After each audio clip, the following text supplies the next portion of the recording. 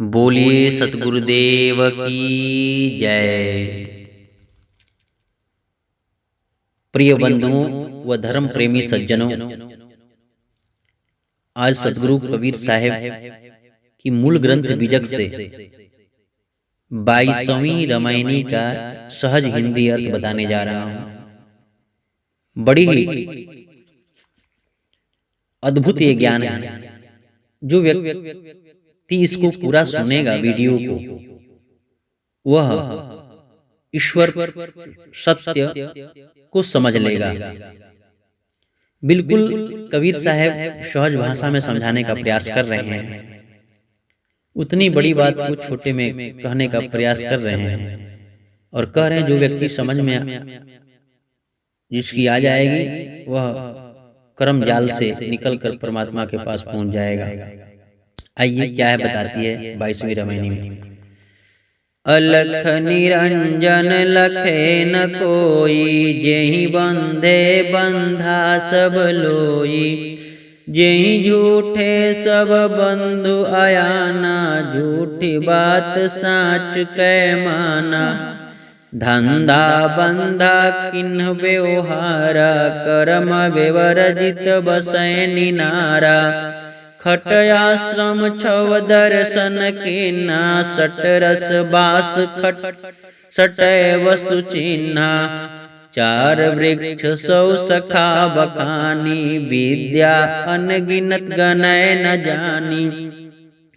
औरो आगम करे विचारा, ते नहीं सूझे बार न पारा। जप तीरथ व्रत की जय पूजा, दान पुण्य की जय बहु दूजा। मंदिर तो है नेह का, मत कोई पैठे धाय। जो कोई पैसे दाय के, बिन सिर से ती जाए। साहेब कह रहे हैं साफ, अलख निरंजन लखे न कोई। इस संसार का प्राणी जीव जो अलख निरंजन है उसको कोई देख नहीं पाता है। इसलिए साहेब उस निरंजन भगवान को अलख कह दिए। उस निरंजन निराकार ब्रह्म को कोई नहीं देख पाता है, इसलिए उसको अलख कह दिए। लेकिन यह जीव जानता है कि हमको परमात्मा ने कर्म दिया है करने के लिए इस संसार में पैदा करके। लेकिन यही व्यक्ति को सद्गुरु समझा रहे हैं कि ऐ जीरा, तुझको जो निरंजन निराकार ब्रह्म जो काल है वह तुमको बाधा हुआ है कर्म के जाल में, लेकिन वह दिखाई नहीं देता है। अलख निरंजन क्या है? काल है। कैसे काल है? क्योंकि 21वीं रामायणी की साखी में साहेब बताते हैं साफ कि काल क्या है, कहाँ कहाँ काल है। मैं सिरजो मैं मारो, मैं जारो मैं खाऊं। जल थल महिया रमी रहो, मोर निरंजन नाओ। वह निरंजन जो निराकार ब्रह्म जो काल है, वही सृष्टि का सृजन करता है। वही इस जीव को मारता भी है, वही इस जीव को जारता भी है, वही इस जीव को खाता भी है। और क्या कहाँ कहाँ है? वह जल व थल में रम रहा है। उसी का नाम निरंजन निराकार ब्रह्म है जो कोई देख नहीं सकता उसको। इसलिए साहेब कहते हैं कि जेहि बंधे बंधा सब लोई। जेहि बंधे, उसी के बांधन, उसी के बंधन में यह पूरा संसार के लोग बंधा हुआ है। हम सब लोग बंधे हुए हैं उसी के जाल में। हम समझ रहे हैं कि हमको परमात्मा ने पैदा करके भेजा हुआ है संसार में, लेकिन नहीं। आगे कहते हैं साहब, जेहि झूठे सब बंधु आयाना। जेहि झूठे, जेहि मने वो तो झूठा है ही है, उससे जो जन्म ले रहा है। बंधु आयाना, जो बंधु उससे आ रहा है वो क्या समझ रहा है? झूठी बात सांच कै माना। उसकी नियम को, उसके कर्म को सांच समझकर, झूठा को सांच समझकर अपना जीवन बिता दे रहा है। धंधा बंधा किन्न व्यवहारा, और कहाँ बिता रहा है? धंधा कर रहा है, धंधा करके व्यवहार कर रहा है, ये जीव फिर उसमें उलझ जा रहा है, फंस जा रहा है, बंधन हो जा रहा है इसको, इस जीव को। जैसे हम छोटा थे, छोटे से बड़े हुए, बड़े हुए, पढ़ाई किए, लिखाई किए, सब कुछ किए, कर्म करते गए और उसी कर्म में फंस गए। फंस कर कहने लगे अपने हृदय में, हृदय से कि हम तो माया में फंस गए हैं, अब क्या करें? ये खुद स्वयं व्यक्ति अपने से विचार करके कहता है, कहाँ जाएं, अब क्या करें, हम परेशान हो गए। इसी को साहब कहते हैं कि धंधा बंधा किन्न व्यवहारा। इस धंधा करके, संसार का कार्य करके यह व्यक्ति बध जा रहा है, अनेक प्रकार का व्यवहार भी कर रहा है, उसमें भी बध जा रहा है, लेकिन यह सोचता है कि यह परमात्मा का ये कार्य है, लेकिन नहीं, सत्य का कार्य नहीं है। लेकिन वो परमात्मा क्या? कर्म विवर्जित बसे निनारा, वह ईश्वर, वह सत्य, वह परम सत्ता, सतपुरुष, सतगुरु, इन सब कार्यों से, निरंजन से, काल से, कर्म धर्म से अलग है। उनका जो स्थान है अलग स्थान है। स्थान का मतलब ये कर्म करके उनको हम नहीं जान पाएंगे। है वो ईश्वर समीप, है समीप संधि बूझे कोई, समीप में ही है, लेकिन इस संधि को कोई विरला व्यक्ति ही बुझ पाएगा। वो बुझाने वाला कौन है? सतगुरु है, गुरु है। इसलिए साहब कहते हैं कि जो सत्य है इस जगत से अलग है, राम गुण न्यारो न्यारो, अबुझा लोग कहाँ लय बूझो, बूझन हार विचारो। अबुझा जो लोग है वह कैसे बुझ पाएगा? वही बूझेगा जो विचारवान होगा, विवेकवान होगा। आइए आगे कहते हैं कि खट आश्रम छो दर्शन किन्ना, सट आश्रम, 6 आश्रम बनाया। कौन? ये निरंजन निराकार ब्रह्म, ये जो काल के नगरी में 6 आश्रम बनाया गया, जो ब्रह्मचर्य आश्रम, गृहस्थ आश्रम, वानप्रस्थ आश्रम, संन्यास आश्रम, फिर हंस आश्रम, परम हंस आश्रम, ये सब, ये जो 6 प्रकार का आश्रम बनाया गया इस जीव को जीने के लिए। ब्रह्मचर्य आश्रम में इतने से इतने वर्ष के रहेंगे तो आप ऐसे अगर करेंगे तो पार हो जाएंगे, लेकिन सतगुरु साहब कहते हैं कि नहीं, वैसे भी पार नहीं हो पाओगे। जब तुम्हारे अंदर जो तुम्हारी चेतना है, आत्मा है, जब तक उसको नहीं जानोगे, आत्म ज्ञान बिना नर भटके, आप कितना ही जतन कर लेंगे, आप कुछ भी नहीं जान पाएंगे।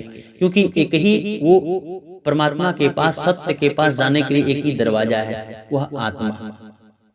इसलिए साहब कहते हैं सट आश्रम 6 दर्शन, 6 दर्शन भी अगर आप पढ़ लेंगे, कर लेंगे, सीख लेंगे, जान लेंगे, उसके नियम में रहेंगे, तो भी आप सत्य को नहीं जान पाएंगे। सांख्य, योग, न्याय, वैशिष्ट, वेदांत, मीमांसा, ये सब सारी चीज अध्ययन करने के बाद, 6 दर्शन पढ़ने के बाद, कंठस्थ करने के बाद भी आप उस सत्य को नहीं जान पाएंगे। 6 दर्शन किन्हा, सट रस, 6 प्रकार का रस है, जो मधुर, लवण, तीख, अम्ल, कटु, कसाव, ये सब सारा चीज क्या है? यह अनेक प्रकार का विषयों में जीव विषयों को लेकर परमात्मा के पास जाना चाहता है, लेकिन वैसे ये भी लेकर हम जा नहीं पाएंगे, परमात्मा को, सत्य को नहीं जान पाएंगे। हम परमात्मा कहते हैं तो सत्य, सत्य ही ईश्वर है, सत्य ही सतगुरु है, सब कुछ सत्य है। अब वो सत्य क्या है? सत्य की परिभाषा क्या है? सत्य वो है जिसमें बदलाव न हो, जिसमें खंड न हो, जो हमेशा एक रस में हो, जिसमें परिवर्तन न हो, वह है सत्य। और सत्य क्या है? झूठा क्या है? जिसमें परिवर्तन हो रहा हो, जिसमें बदलाव हो रहा हो, जो हमेशा एक रस में न रहने वाला हो। तो इस सृष्टि में क्या सत्य है? नजर दौड़ा के देखेंगे, कुछ भी सत्य नहीं दिखाई देता है। इस सृष्टि भी परिवर्तनशील है। सृष्टि के साथ साथ कैसे है? कभी जाड़ा, कभी गर्मी, कभी बरसात। जहाँ परिवर्तन है वहाँ सत्य कहाँ? इसलिए संसार को भी असत्य बताया संतों ने। फिर जो है संतों ने तो बताया ही, कबीर साहब भी साफ कह दिए, आया कबीरा फिर गया झूठा है हंकार।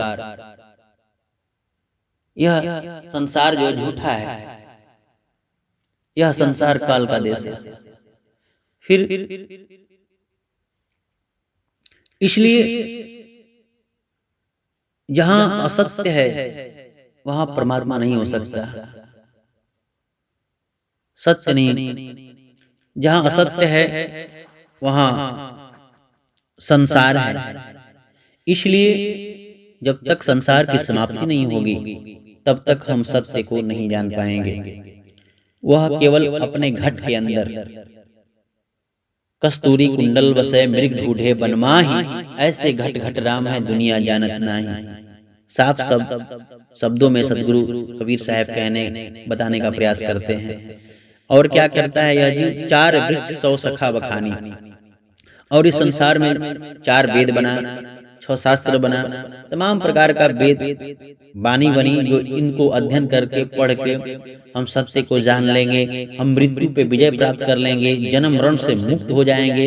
ये सब मुक्ति के लिए ये सब सारा चीज अध्ययन बना, अध्ययन करो, ये करो, वो करो। इतना विद्या बन गया कि कौन सा विद्या पढ़ने के बाद मुक्ति होगा ये कोई कहने में नहीं है। इतना विद्या बन गया संसार में, विद्या अनगिनत गणय न जाने, कितना विद्या बन गया।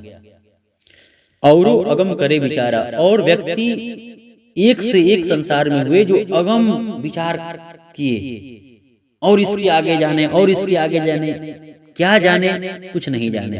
ते नहीं सूझे वार न पारा, इसी को कहते हैं साहब आगे कि ते नहीं सूझे, कितना हो अगम विचार किया, लेकिन उसको न इस पार रह पाया हो। अगम का तू विचार किया, शास्त्र पढ़ के, छठ आश्रम करके, धंधा बंधा व्यवहार जगत सब कुछ करके, न इस पार का हुआ न उस पार का हुआ, न यहाँ रह पाया हुआ व्यक्ति न वहां पे रह पाया। इसलिए साहब कहते हैं कि जब तीर्थ व्रत कीजिए पूजा, दान पुण्य कीजिए बहुदूजा। उस सत्य को जानने के लिए, जन्म और मरण से ऊपर उठने के लिए, अर्थात परमात्मा को जानने के लिए क्या करता है, भव सागर से छूटने के लिए जप तीर्थ व्रत पूजा दान पुण्य बहुत प्रकार से करता है यह जीवन में। लेकिन साहब कहते हैं कि ते नहीं सूझे वार न पारा, न वह व्यक्ति इसी पार रह पाता है अच्छा से, न उस पार ही। उस पार कौन देखा है, लेकिन व्यक्ति का जब इस संसार से विदाई होता है ना, तो उस समय व्यक्ति वो समझता है, हंसते हुए जाता है इस संसार से, तब पता लगता है कि यह इसकी मुक्ति हो गई।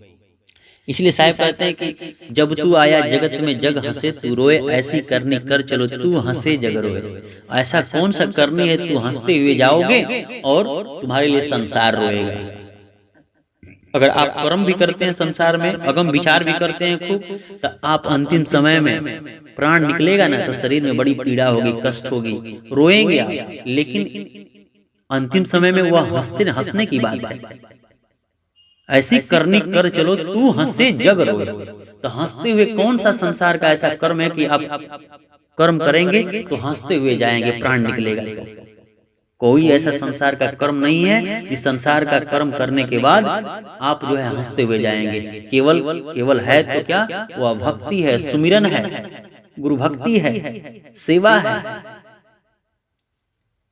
जब आप ऐसा किए रहेंगे तब जो है आपको आत्मा का बोध होगा, तब आप हंसते हुए जाएंगे। ऐसे कोई नहीं जा सकता हंसते हुए। शरीर से प्राण निकलता है तो व्यक्ति तड़फड़ाने लगता है, बेचैन हो उठता है, घबराने लगता है, रोता है। लेकिन आगे साहब कहते हैं कि इन सब चीजों से तुम पार नहीं हो पाओगे। तो कैसे पार होगे? मंदिर तो है नेह का, क्योंकि यह शरीर से ही सारा तुम काम कर रहे हो, पढ़ भी रहे हो, व्यवहार भी कर रहे हो, धंधा बंधा भी कर रहे हो, धंधा कर रहे हो, जब तीर्थ व्रत दान पुण्य ये शरीर से ही कर रहे हो। लेकिन साहब कह रहे हैं कि यह जरा तुम कर रहे हो, लेकिन तुम्हारा शरीर ही मंदिर है। शरीर को ही मंदिर बता दिए। मंदिर तो है नेह का, यह शरीर तुम्हारा मंदिर है। इसमें तुम जब अपना ठौर बनाओगे इस मंदिर में, मन रूपी मंदिर में बैठ के ध्यान से जब अपने आत्मा को देखोगे, तब जाकर आत्मा कैसे दिखाई देगा? ऐसे नहीं दिखाई देगा। यह मंदिर तो है नेह का। नेह का मतलब प्रेम का। जब इस मंदिर में हम प्रेम से बैठेंगे, ध्यान करेंगे, गुरु से नेह लगाएंगे, तब कल्याण हो पाएगा। तो साहब कहते हैं कि मंदिर तो है नेह का, मत कोई पैठ हो ढाए। ढाए का मतलब कि इन सब ये सब कार्य करके संसार का, जब तीर्थ दान पुण्य खट चार वेद शास्त्र पढ़ के ये सब दौड़ के मत कोई पैठ हो ढाए, अर्थात ये सब पढ़ के मत जाना चाहो वहां पे, तुम नहीं जा पाओ, नहीं जा पाओगे वहां पर। ये सब दौड़ने का मतलब कि ये सब अध्ययन करना, चिंतन करना, दान करना, पुण्य करना, भागना दौड़ना, तीर्थ सब कुछ करना। इसीलिए साहब कह रहे हैं कि यह परमात्मा के पास ऐसे मत जाओ, मत कोई पैठ हो धाय, उनके पास जाना है। जो कोई पैठ हो धाय के तो बिन सिर से ती जाए। अगर कोई दौड़ कर जाना चाह रहा है, दौड़ के मतलब कि इन सब चीजों को करते हुए जाना चाह रहा है कि जल्दी से हमारा कल्याण हो जाएगा, मुक्ति हो जाएगा, मैं ये कर दूंगा, वो कर दूंगा, तो दान कर दूंगा, पुण्य कर दूंगा, तो हमको परमात्मा के पास पहुंचने का एक सीधा रास्ता मिल जाएगा, हमको जल्दी से पहुंच जाएंगे और लोगों के अलावा। लेकिन साहब कहते हैं कि बिन सिर से ती जाए, वहां तुम नहीं पहुंच पाओगे, नहीं जा पाओगे, तुम इधर ही रह जाओगे।